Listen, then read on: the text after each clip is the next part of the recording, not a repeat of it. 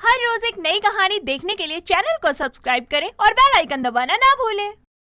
सुबह के समय आशिका रसोई में तरह तरह के पकवान बनाने में लगी थी, क्योंकि उसकी ननद ईशा विदेश से पढ़ाई पूरी करके कई सालों बाद घर लौट रही थी, जिसके कारण उसके सभी घर वाले बहुत खुश थे।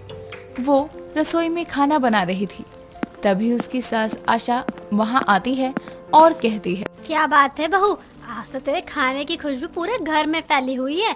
ऐसा क्या खास बना रही है तू?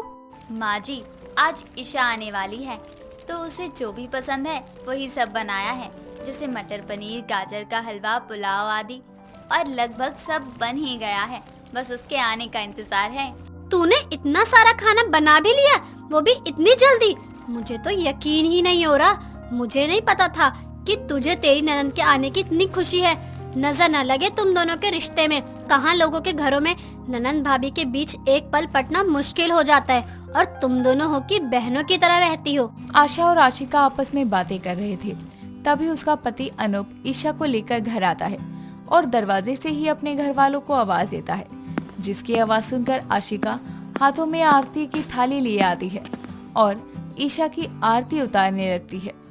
जैसे ही वो आगे बढ़ती है कि तभी ईशा कहती है, भाभी, ये आरती वारती उतारने की जरूरत नहीं है। ये सब बहुत ओल्ड फैशन हो गया है। मुझे इसकी जरूरत नहीं। मैं कोई बॉर्डर से जंग जीत कर थोड़ी ना आ रही हूँ, बल्कि विदेश से आ रही हूँ अपनी पढ़ाई पूरी करके।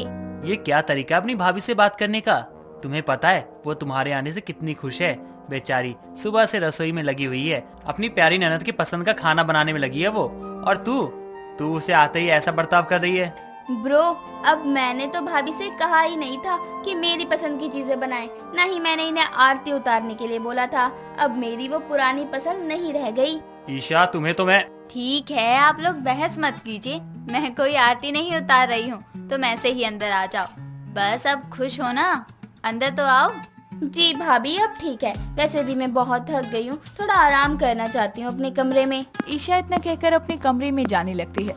तभी उसकी बुआ गीता उसे सीढ़ियों पर रोकते हुए कहती है, लगता है बड़ों का लिहाज भी भूल गई है, एकदम बेशर्म हो गई है। देखा आशिका बहू, बहुत नाज था ना तुझे अपनी ननद पर कि तेरी ननद बहुत ही संस्कारी और गुणवान है, लेकिन नहीं, ये तो फौरन से तेरी बेशर्म ननद बनकर आई है। अब हटिए भी बुआ जी, जाने दीजिए मुझे। आप लोग तो आते ही शुरू हो गए। आप लोगों को एक छोटी सी बात का तमाशा बनाने की आदत हो गई है क्या? इंडियन लोगों की ना यही परेशानी होती है। तुम भी यही से हो। कुछ सालों के लिए फौरन क्या चले गई, तेवर ही बदल गए सारे तुम्हारे। वहाँ पर सारे संस्कार छोड़कर बेशरम बनकर आई है वहाँ से। बहुत शौक लग रहा था ना बहू तुझे अपनी ननद को फौरन भेजने का। अब झेल अपनी बेशरम ननद को। अपनी बुआ की बात सुनकर ईशा गुस्से में पैर झटकते हुए वहाँ से चली जाती है। समय बीतता है। ईशा आए दिन कोई ना कोई ऐसा काम करती जिसकी वजह से उसकी भाभी को उसकी बेशर्म ननद का ताना सुनने को मिलता। एक दिन शाम के समय ईशा छोटे छोटे कपड़े पहने हुए गली में लड़कों के कंधों पर हाथ लगाकर बातें कर रही थी। तभी गीता कपड़े उतारने के लिए छत पर जाती है और उसकी नजर गली में खड़ी ईशा पर जाती है, जिसे देखकर उसे बहुत गुस्सा आता है और वो कहती है, बहू, तूने अपनी ननद को फौरन भेजकर बहुत बड़ी गलती कर दी है। जरा बाहर निकल कर देख, तेरी बेशरम ननद कैसे गली के लड़कों के सामने छोटे छोटे कपड़े पहनकर उनके कंधों पर हाथ रखकर बात कर रही है। बुआ जी, आप क्यों मेरी ननद के पीछे पड़ी रहती हैं? आप अपने काम से काम नहीं रख सकती हैं क्या? वहाँ ऐसे छोटे कपड़े पहनना, लड़कों से बातें करना कोई बड़ी बात नहीं है। बहू, वहाँ के लिए बड़ी बात ना हो, लेकिन यहाँ के लिए बहुत बड़ी बात है। और जब तक तेरी बेशरम ननद यहाँ है, तब तक उसको यहाँ के हिसाब से रहना होगा। ये बात तू अपनी ननद को समझा दे, वरना जब मैं समझाऊंगी ना तो शायद तुझे और तेरी ननद को अच्छा नहीं लगेगा। बुआ जी, आप रहने दीजिए, मैं उसे समझा दूंगी। आपको कुछ कहने की जरूरत नहीं है। वही अच्छा है बहू, क्योंकि तुम लोगों ने उसे जितना सर पर चढ़ा रखा है ना, वो सही नहीं है। मैं अपने भाई की इज्जत को मिट्टी में नहीं मिलने दूंगी। ये सारी गलती तेरी है। ना तो उसे फौरन भेजने की जिद करती और ना ही वो इतनी बेशरम बनती। गीता आशिका को उसकी बेशरम ननद के चलते ताने सुना ही रही थी कि तभी ईशा वहाँ आती है, जो कि दरवाजे पर खड़ी उनकी बातें सुन रही थी और अंदर आकर कहती है, आपको पता है बुआ जी, आपकी इसी जुबान के चलते आज तक आपका घर नहीं बसा और आपकी शादी टूट गई, क्योंकि आपको लोगों के बीच में आग लगाने के सिवा और कोई काम तो आता नहीं है।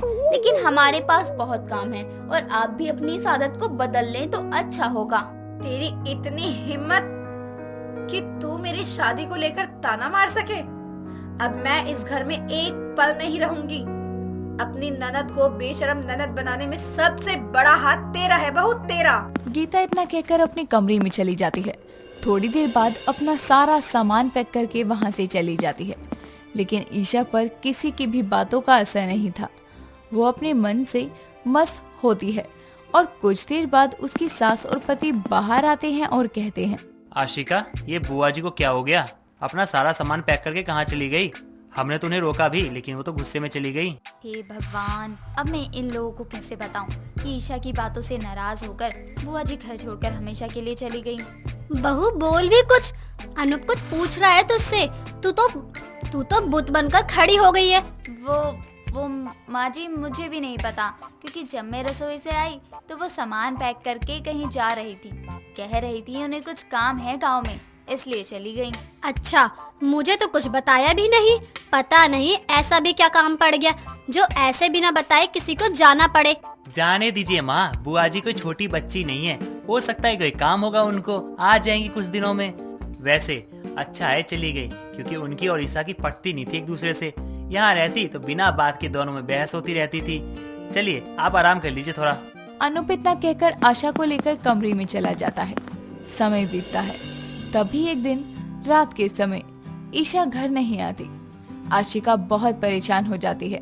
बहुत इंतजार करने के बाद करीब रात के 3 बजे ईशा नशे की हालत में लड़खड़ाते हुए घर आती है और जमीन पर गिर जाती है। तभी आशिका उसे संभालती है, जिस पर ईशा कहती है, भाभी आप अभी तक सोई नहीं? मेरा इंतजार कर रही थी क्या? तुम अपना मुंह बंद करो, अभी कुछ मत बोलो, कोई सुन लेगा तो बिना बात के तमाशा हो जाएगा। आशिका इतना कहकर ईशा को संभालते हुए अपने कमरे में ले जाती है और सुला देती है।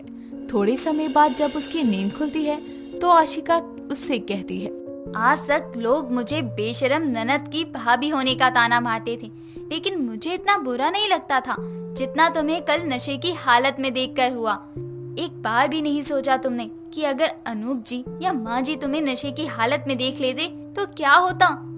आज तुमने सच में साबित कर दिया कि तुम मेरी बेशरम ननद हो। भाभी आप मुझे बेशरम बोल रही हैं? आपसे ये उम्मीद नहीं थी मुझे भी तुमसे इस बेशर्मी की उम्मीद नहीं थी। मैंने सबसे लड़ाई करके तुम्हें पढ़ने के लिए भेजा था, ना कि इतनी बेशर्मी सीख कर आने के लिए। हर जगह का अपना माहौल होता है और इंसान को हर काम माहौल देखकर ही करना चाहिए और वैसे ही रहना भी चाहिए, लेकिन तुम तो किसी की सुनती ही नहीं हो। अपनी भाभी की बात सुनकर ईशा को अपनी गलती का एहसास होता है, जिसके बाद वो आशिका से माफी मांगती है। साथ ही अपनी आदतों को सुधारने की भी कोशिश करती है, जिससे आशिका को बेशरम ननद की भाभी होने का ताने से हमेशा के लिए मुक्ति मिल जाती है। दोस्तों, अगर आपको ये कहानी पसंद आई तो इसे लाइक करें, शेयर करें और कमेंट करके बताएं कि कहानी में आपको सबसे अच्छा क्या लगा।